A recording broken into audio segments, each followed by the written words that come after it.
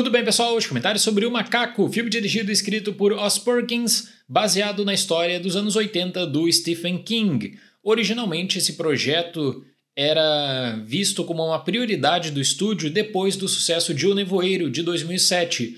Seria, inclusive, dirigido pelo Frank Darabont, até que a produção acabou sendo cancelada. E aí ela é retomada num contexto bem diferente em 2023, com Oz Perkins formando uma parceria com Atomic Monster, do James Wan. E aqui entra uma curiosidade de bastidores. Esse filme ele foi enviado para o Festival de Mercado de Cannes para conseguir apoio na produção, no marketing, sendo tratado como uma inovação no terror por lidar também com um alto teor de comédia, e por isso que o Perkins tomou frente nesse projeto. No discurso, eles venderam muito bem, porque existia um leilão entre várias grandes distribuidoras e a Neon pegou os direitos nos Estados Unidos. Se você acompanha a questão de filmes, marketing, acompanhou o canal no ano passado, deve lembrar que eu falei muito de Longlegs, que teve um caso de marketing viral que foi impressionante, conseguiu um registro extraordinário quanto a retorno de bilheteria para a distribuidora.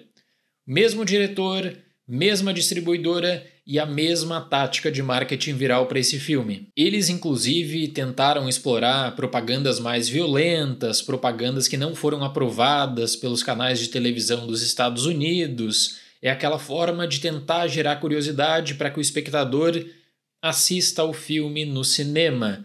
Nesse caso do longa de hoje, nós temos um filme que se vende como um terror, só que aí que mergulha também para o lado cômico. Curiosamente, no entanto, não é uma abordagem que vá tomar atalhos e caminhos fáceis. Se fosse uma produção Blumhouse, por exemplo, obviamente teria uma classificação indicativa menor para conseguir um maior apelo com os adolescentes, visando até o melhor resultado de bilheteria. Aqui o Perkins ele não abre mão da violência, só que aí todo o ambiente de tensão que é construído para uma cena chocante, como acontece em O Macaco algumas vezes, ele acaba sendo diluído na comédia que se torna recorrente, que eu diria que se torna o diferencial da experiência. E aqui eu volto para um tópico que eu até mencionei em Longlegs, só que aí toma um contorno ainda mais frustrante em O Macaco, que é o seguinte: eu acredito que o Perkins ele consegue lidar bem com o estabelecimento de uma boa ideia, só que quando existe qualquer tipo de passagem de tempo, a dificuldade que ele tem para conseguir mergulhar na temática principal e até mesmo trazer o terror é impressionante. Eu penso que é o tipo de diretor que precisaria da ajuda de um roteirista talentoso. No final das contas, o conceito é o seguinte: o quão bizarro serão as mortes desse filme? Mistura um pouquinho de premonição com uma violência cartunesca, junto daquela tentativa de tirar o humor ao estilo Sam Raimi em Evil Dead. Não acho que isso dá muito certo. Irmãos gêmeos, interpretados em diferentes momentos por Christian Convery e Tel James, encontram um misterioso macaco de corda, mas logo uma série de mortes choca a todos, e quando, anos depois, o macaco inicia uma nova onda de assassinatos, os irmãos são forçados a encontrar uma maneira de interromper os ataques. O design sonoro está muito ligado à forma como você vê o macaco, a forma como ele vai tocar o tambor e a forma como aí sim você vai ter uma cena chocante, violenta, às vezes inesperada.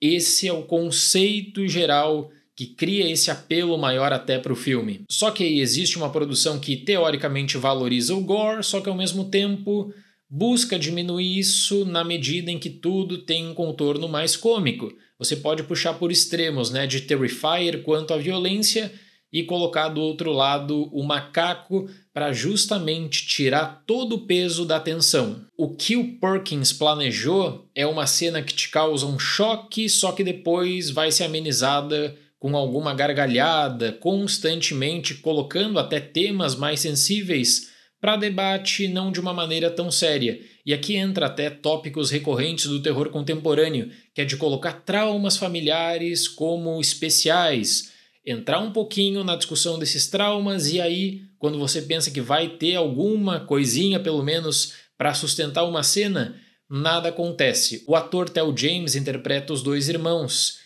e para diferenciar um do outro, fora a caracterização, as frases proferidas são bem fracas. É um roteiro que ele valoriza apenas a questão das mortes, passa de uma morte para outra, a montagem é mal feita e você fica atrás do próximo grande momento. Quanto à parte técnica, obviamente existem bons efeitos aqui, existe uma construção de efeitos práticos que chama a atenção em determinados momentos. Quando combinado à experiência sonora, você tem 5 cenas em um macaco que se tornam um maior destaque.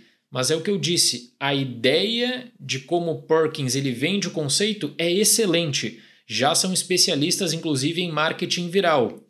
A forma como o filme ele consegue contar algo em 90 minutos entre terror e comédia acaba sendo decepcionante. Para o macaco, nota 5. Longlegs até tinha a questão de você estar num ambiente mais tenso. Eu não acho que essa mistura de terror e comédia do Perkins nesse caso foi bem sucedida e ele precisaria mesmo da ajuda de um bom roteirista. De um roteirista que pudesse desenvolver mais as ideias, porque no final das contas, quando ele controla toda a produção, quem é que vai dizer não para ele? E aqui no caso de pensar que está sendo tudo muito bem feito só por causa das mortes, criou uma experiência bem decepcionante. Certo, pessoal? Muito obrigado pela atenção, até mais e tchau!